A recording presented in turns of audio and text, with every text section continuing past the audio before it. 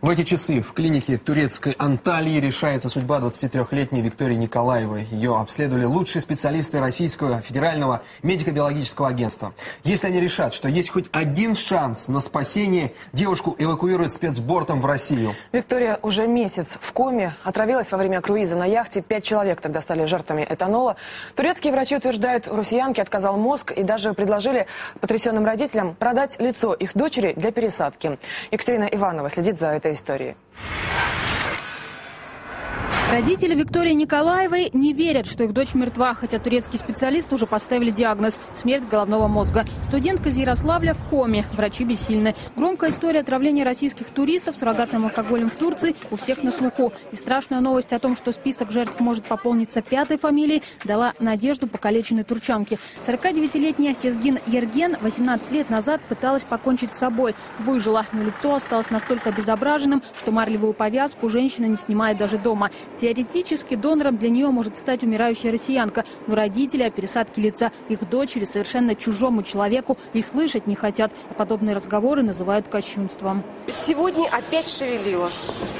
Мы видели это, и вот тетя видела.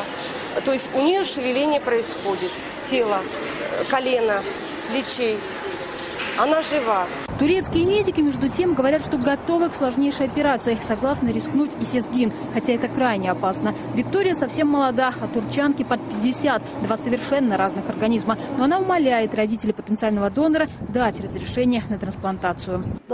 Я понимаю, что она ваша дочь, и это трудное решение. Но если вы позволите, вы будете видеть лицо вашей дочери на мне. И это, может быть, сделает вас немножко счастливее. Испанские медики подобных операций провели уже больше десятка. Уникальный случай – возвращение целого лица 32-летнему пациенту. После пулевого ранения Оскару пересадили кровеносные сосуды, челюсти, губы, скулы, нос, зубы, глазные веки, восстановили часть черепа. Вся трансплантация заняла больше суток. Человек срезает те ткани, которые нежизнеспособны и нуждаются в пересадке, подготавливается точно такой же лоскут, подшиваются фасции, нервы, мышцы, сосуды, венозные, капиллярные, лимфатические. Все это фиксируется определенными швами. А одной из первых пациенток, кому вернули свое же лицо, стала француженка Изабель Денуар, которую изуродовали собаки. По словам врачей, даже после трансплантации больные испытывают жуткие страдания. К новому лицу должен привыкнуть весь организм. Настоящий стресс, выдержать который под силу далеко не каждому. Так житель Китая после подобной операции отказался от дальнейшего лечения и вскоре умер. Родные Виктории Николаевой и знать не хотят всех подробностей уникальных пересадок. Дочь не намерены забрать в Россию, подальше от назойливых трансплантологов. Спецборд из Москвы уже вылетел. Екатерина Иванова, Юлия Соловьева, Владимир Тихонов, 5 канал. Действительно ли это может быть спорный вопрос, жив человек или нет? Понадобилась бригада лучших специалистов из Москвы с высокоточной техникой. Спросим об этом нашего эксперта. На связи со студией Кирилл Данишевский, председатель Общества доказательной медицины. Кирилл Дмитриевич, здравствуйте. Добрый вечер.